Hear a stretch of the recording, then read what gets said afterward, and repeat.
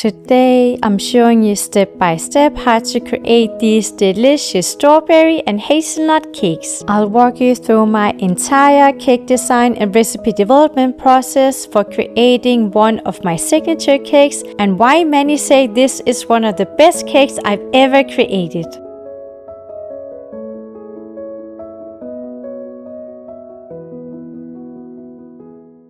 My name is Louise and I'm a self-taught cake artist and recipe developer.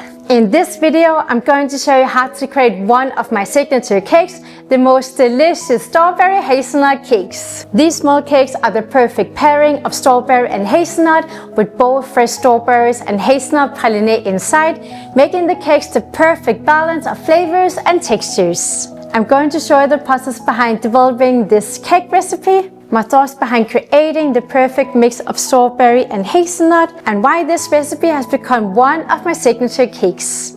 To make these cakes, I'm also going to show you how to master the following techniques. How to make a thin and crispy chocolate shell, a delicious fresh strawberry compote, a crunchy hazelnut praline, a moist hazelnut Joconde cake, crispy Pâté Sablée cake bases, and a smooth strawberry with ganache.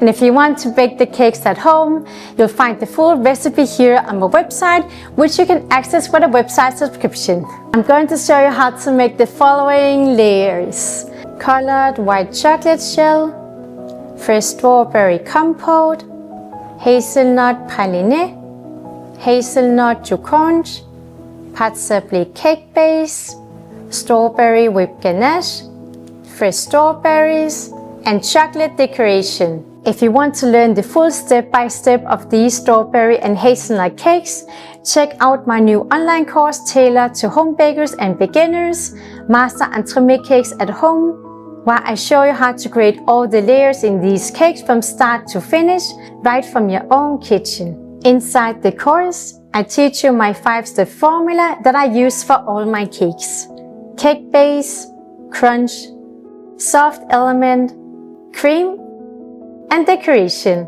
You'll also discover the science of baking and receive PDF troubleshooting guide material for all cake layers, giving you everything you need to start creating the cakes at home. Okay, let's get started!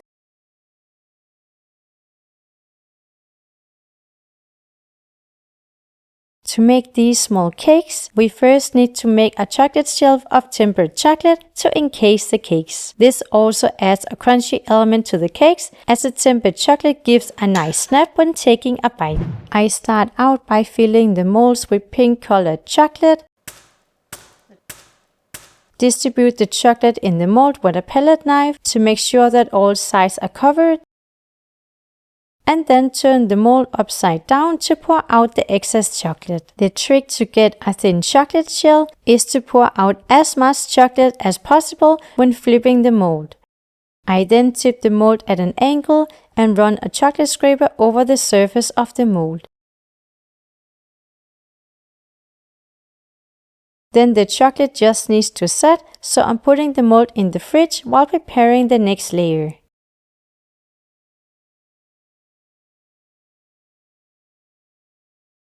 To add fresh strawberries not only outside the cakes but also inside, I decided to make my favorite fresh strawberry compote. The strawberries are kept fresh even after being frozen later on due to sugar and pectin, which gives the most pure strawberry flavor.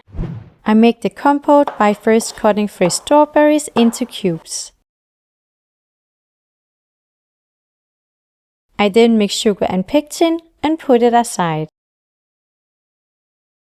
Next, we heat strawberry puree to the boiling point before adding sugar and pectin.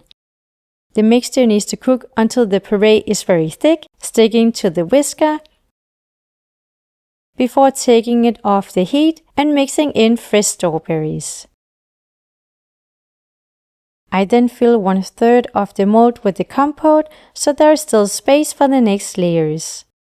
For a clean cake cut, I level the surface with a small palette knife or a spoon and then put the cakes back in the freezer while preparing the next layer.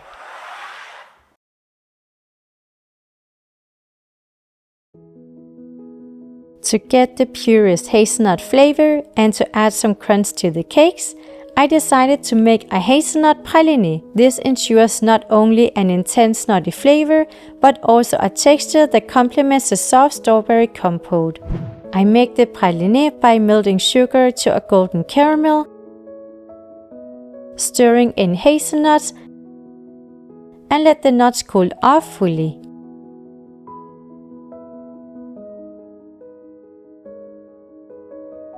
I then cut the nuts into smaller pieces, so they're easier to blend. Blend them into a liquid praliné with a strong food processor.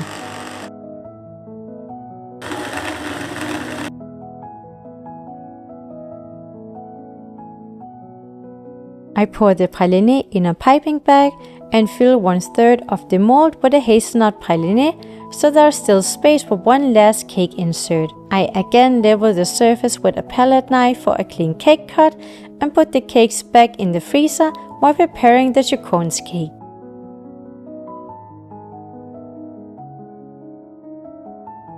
To add yet another hazelnut layer and to add a moist texture to the cakes, I'm here making a Hazelnut Joconde. So instead of making a traditional almond Joconde, I'm using hazelnuts instead. This cake layer is also great at absorbing fruit syrup, which will enrich the cakes even more. I start out by making hazelnut flour by blending hazelnuts into a finer flour. I then mix it with eggs and sugar and whisk it into a fluffy consistency. In another bowl, I'm whisking egg whites and sugar to a stiff meringue with hard peaks before gently folding the meringue into the hazelnut mixture. Lastly, I stir in flour and melted butter. I pour the cake batter on a baking tray and bake the cake for 6 to 10 minutes at 210 degrees until it's slightly golden. Once the cake has cooled off, I cut out 10 cake bases with a cake cutter that fits the cake mold.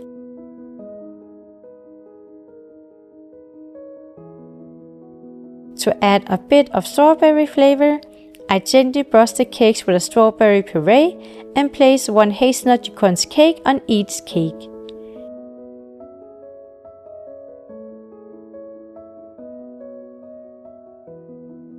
Then the cakes need to freeze fully overnight.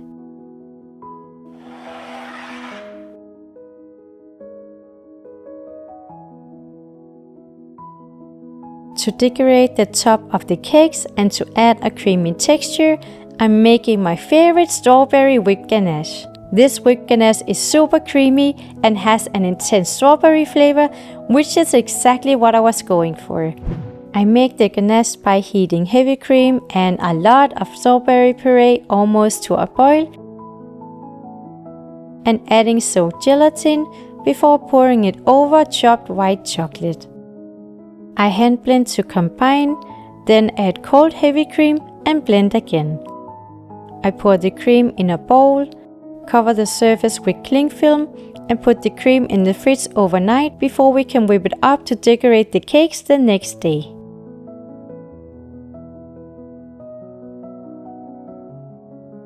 For the cake bases, I wanted to add something with a crumbly texture and a buttery flavor, which is why I'm here making my favorite pâte sablée cake bases that will go under the cakes.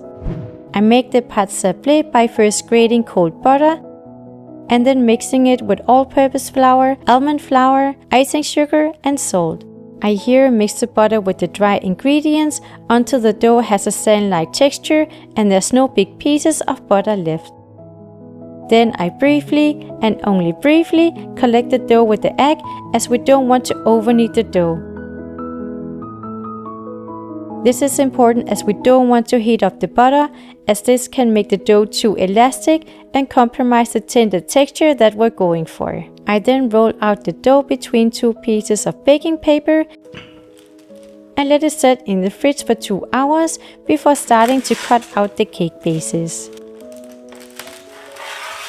I'm here using the cake cutter that comes with the cake mold so it fits the cakes perfectly.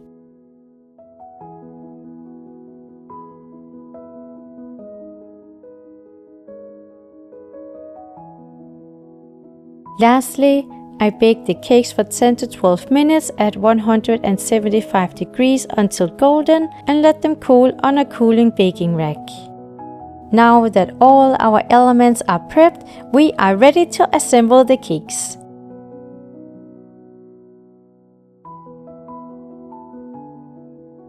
I first relieve the frozen cakes from the cake mold and place each of the cakes on one part Sablée cake base. I then whip the strawberry with ganache into a thick consistency with medium peaks. Put it in a piping bag with a petit four tip and pipe a layer on top of each cake.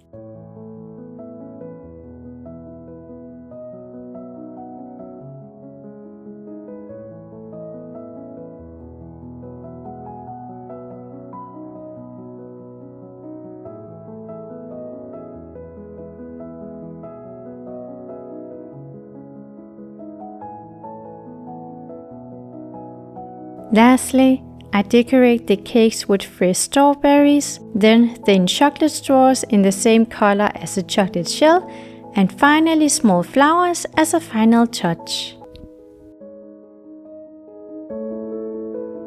And here we have the final strawberry hazelnut cakes that has become one of my signature cakes, because I really love this elegant cake design that makes the cake look sleek and minimalistic, and the flavor is truly outstanding.